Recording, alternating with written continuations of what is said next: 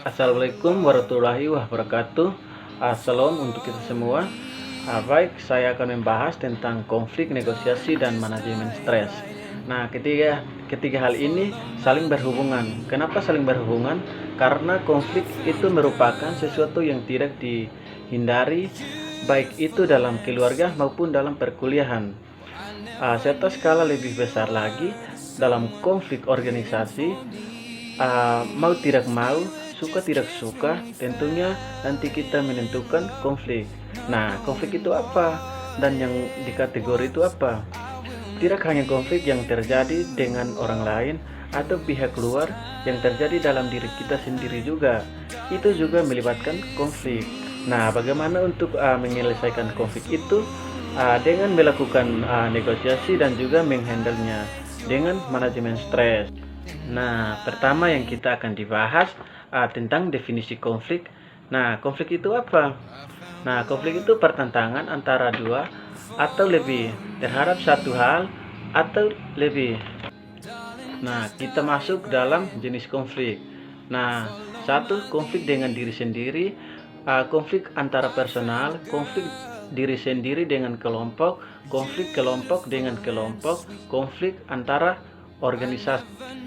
Nah, misalnya contoh dari diri sendiri dicenderungkan dengan salah satu contoh organisasi. Misalnya dia bekerja sebagai in sales atau marketing kendaraan bermotor. Nah, introvert ibaratnya membutuhkan uang, misalnya untuk membiayai hidup. Nah, itu yang sekarang dikerjakan adalah sales marketing. Nah, itu harus berinteraksi dengan banyak orang.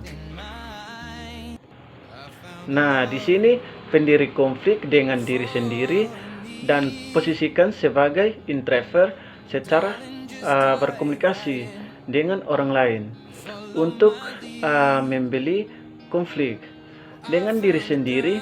Jadi mau tidak mau dengan pekerjaan sebanyak itu dia harus posisikan diri. Nah, konflik antara personal. Konflik personal umumnya terjadi antara individu, antara itu masalah pribadi atau masalah kantor. Tetapi konfliknya masalah antara individu, misalnya si A. Si A harus mengumpulkan laporan pada si B. Ternyata yang membuat laporan si A ini tidak sesuai dan membuat si B marah. Dan ternyata si B ini tidak suka dengan si A, maka munculnya masalah. Maka muncullah masalah panjang. Padahal cuman gara-gara masalah kerja laporan, maka sebabnya si B tidak suka, makanya timbullah konflik. Nah, konflik kelompok dengan kelompok. Nah, konflik kelompok dengan kelompok adalah konflik yang terjadi karena ambisi salah satu atau kedua kelompok untuk berkuasa. Ada kelompok yang menindas, ada kelompok yang melanggar norma-norma budaya, ketidakadilan, dan keserakahan kelompok lain. Nah, konflik antara organisasi. Konflik antara organisasi adalah konflik yang terjadi karena perebutan kekuasaan, baik ekonomi ataupun politik, atau konflik horizontal. Nah, di sini kita masuk dalam penyebab konflik. Nah, penyebab konflik sara, suku, agama, ras, antar golongan. Nah, permusuhan interpersonal, persaingan tidak sehat, perbedaan persepsi, hambatan komunikasi, ketidaksesuaian visi misi, tujuan, sasaran politik, strategi, dan aksi yang telah disepakati. Nah, dan kepentingan yang tidak terpenuhi, tekanan kerja, perbedaan nilai, dan keyakinan. Nah, hasil konflik. Nah, hasil konflik umumnya ada 4 hasil konflik, yaitu kalah-kalah, kalah-menang, menang-kalah, menang-menang. Kalah-kalah yaitu kedua kelompok mengalami kerugian. Kalah-menang yaitu kelompok yang kalah rugi, yang menang untung. Nah, menang kalah yaitu kelompok yang menang, untung yang kalah rugi. Nah, kalau menang-menang, kedua kelompok diuntungkan. Nah, kita masuk dalam kepuasan diri sendiri. Kepuasan diri sendiri, misalnya tinggi, maka kerjasamanya rendah. Nah, misalnya kepuasan diri sendiri tinggi, maka masuklah dalam pemaksaan. Kalau dalam kerjasamanya rendah, maka masuklah dalam penghalusan. Nah, misalnya kepuasan diri sendiri tinggi, maka melakukan dalam kolaborasi. Nah, dan kalau di tengah-tengah maka muncul kerjasama atau kompromi. Nah, ini kita masuk ke dalam minimalkan konflik dengan atasan. Nah, di sini bisa dibaca. Nah, minimalkan konflik dengan bawahan, ya bisa dibaca karena tadi kita sudah sempat bahas. Ini kita masuk dalam meminimalkan konflik dengan pelanggan. Nah, dorong pelanggan menuju yang mereka inginkan. Pelihara kontak tertutup dengan pelanggan, hindari kejutan, siaplah melayani setiap level, kembangkan hubungan informal sebaik mungkin, laksanakan proyek pertemuan reguler. Nah, lanjut, minimalkan konflik dengan teman. Bentuk kelompok mencapai tujuannya, bangun iklim kerjasama, beri catatan kemajuan untuk membantu Anda dan kelompok, usahakan seluruh komunikasi informal atau mereka dengan pencobaan yang Anda inginkan. Nah, kita masuk dalam posisi sikap terhadap konflik. Nah, sikap terhadap diri sendiri yaitu ada dua bagian, yaitu positif dan negatif. Nah, misalnya positif, saya oke, Anda tidak oke. Nah, negatif, saya tidak oke, Anda oke. Nah, positif, saya oke, Anda oke, saya tidak oke, Anda oke. Yaitu sikap terhadap orang lain. Nah, masuk dalam model untuk mengatasi konflik. Nah, ini bisa dibaca tentang penyebab konflik, persepsi konflik, konstruktif atau destruktif, niat konflik, menang-menang, menang kalah, kalah-kalah, kalah-menang, strategi konflik, penghindaran, penghalusan, kompromi, pemaksaan, perlawanan, hasil konflik, kalah-menang, kalah-kalah, menang-menang, menang-kalah. Nah, kita masuk dalam definisi negosiasi.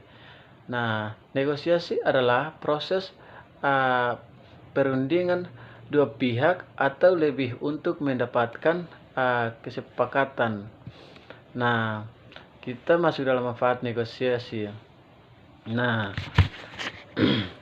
manfaat negosiasi mendapatkan keefektifan dan efisiensi dalam mencapai tujuan. Kesepakatan bersama yang saling menguntungkan, menjembatani perbedaan pandangan mereka yang bernegosiasi sehingga mengurangi atau mencegah terjadinya konflik atau sepakati tujuan bersama. Nah, kita masuk dalam jenis-jenis negosiasi. Di sini ada dua, yaitu kompetitif atau distributif. Dua, kooperatif atau integratif. Nah, yang satu kompetitif atau distributif, yaitu suatu negosiasi yang menghasilkan ada pihak yang kalah dan ada pihak yang menang. Nah, kedua yaitu suatu negosiasi yang menghasilkan kemenangan untuk pihak-pihak yang bernegosiasi. Nah, kita masuk dalam perbedaan antara negosiasi kompetitif dan negosiasi komparatif. Nah, negosiasi kompetitif ada pihak yang kalah dan ada minat kedua pihak bertentangan atau strategi pemaksaan kehendak dan individualistik. Nah, tentang negosiasi komparatif itu semua pihak menang. Nah, dan minat kedua pihak ada kesamaan atau strategi saling menghargai kehendak atau kerjasama. Nah, kita masuk dalam proses negosiasi. Nah, sini salah suatu hal yang penting agar negosiasi mencapai tujuan dan memenuhi kepentingan kedua belah pihak atau lebih. Nah, misalnya proses negosiasi meliputi satu, persiapan dan perencanaan atau definisi aturan-aturan dasar, klarifikasi dan justifikasi, tawaran menawar dan pemecahan masalah atau penutupan dan implementasi. Nah, kita masuk dalam teknik bernegosiasi menang-menang. Satu, arahkan diri Anda untuk menciptakan negosiasi menang-menang. Rencanakan dan miliki strategi yang konflik.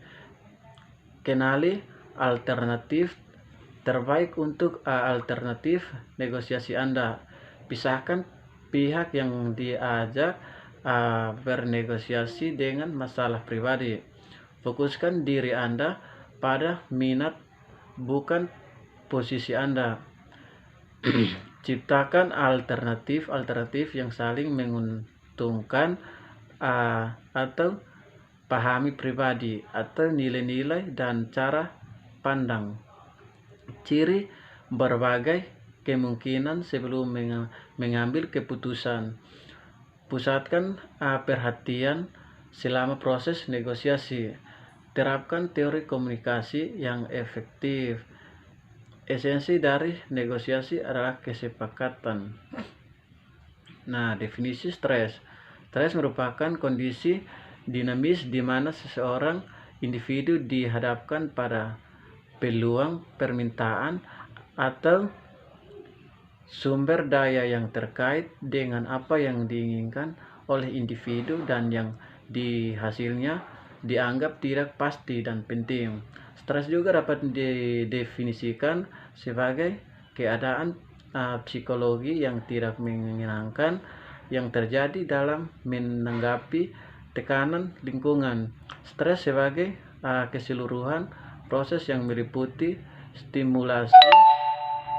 stimulasi kejadian, peristiwa, dan respon interpretasi individu yang menyebabkan timbulnya ketegangan yang di luar question.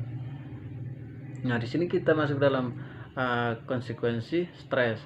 Nah, konsekuensi stres ada 3 bagian, yaitu gejala fisiologis, gejala perilaku, dan gejala psikologi. Nah, gejala fisiologi, stres dapat membuat seseorang mengalami perubahan metabolisme tubuh, meningkatkan laju denyut jantung, memicu munculnya sakit kepala, dan menyebabkan serangan jantung. Sebuah studi juga menemukan bahwa tundaan yang menekankan dapat meningkatkan kerentanan terhadap pernapasan, berbagian atas, serta fungsi sistem kekebalan tubuh yang memburuk. Nah, kedua, gejala psikologi. Gejala psikologi, ketidakpuasan kerja merupakan salah satu gejala psikologi yang ditunjukkan seseorang yang mengalami stres. Sebuah pekerjaan dengan tuntutan dan permintaan yang tinggi atau tidak adanya kejelasan mengenai tugas, kewajiban, wewenang dan tanggung jawab akan meningkatkan stres dan ketidakpuasan kerja. Ketiga, gejala perilaku. Contoh dari gejala stres terkait perilaku antara lain berkurangnya produktivitas, perubahan dalam kebiasaan makan atau merokok dan konsumsi alkohol secara berlebihan, bicara cepat, gelisah dan gangguan tidur. Kita masuk dalam definisi manajemen stres. Nah, kemampuan seseorang untuk mengelola stres yang dialaminya sehingga dapat mencapai titik kinerja yang lebih optimal. Semakin baik manajemen stres yang dimiliki seseorang karyawan, maka akan semakin tahan pula ia terhadap penyebab stres dan tekanan pekerjaan yang ia alami. Sebaiknya seseorang karyawan tidak dapat mengelola dirinya ketika mengalami stres, maka kinerjanya juga cenderung akan menurun. Nah, kita masuk dalam mengelola stres. Nah, salah satu cara untuk mengurangi stres adalah dengan melakukan pendekatan sedangkan dalam menghadapi pemicu stres. Dengan mengenali pemicu stres, maka individu akan tahu kapan waktu yang tepat untuk mengatasinya. Nah, manajemen stres takkan hanya sekedar mengatasinya, tetapi bagaimana seseorang belajar mengulanginya secara adaptif dan efektif. Nah, kita masuk dalam pendekatan dalam manajemen stres. Nah, satu pendekatan individu, satu pendekatan organisasi. Nah, pendekatan individu misalnya pengelolaan waktu yang baik, latihan fisik, latihan relaksasi, dukungan sosial. Nah, pendekatan organisasi misalnya melakukan perubahan dalam proses seleksi dan penempatan karyawan, atau menetapkan tujuan yang sejalan dengan visi misi organisasi yang individu yang berada di dalamnya. Redesain pekerjaan, melakukan pengambilan keputusan yang bersifat partisipatif, komunikasi organisasional, serta adanya program kesejahteraan. Baik, sekian penjelasan sedikit dari saya. Baik, terima kasih. Assalamualaikum warahmatullahi wabarakatuh.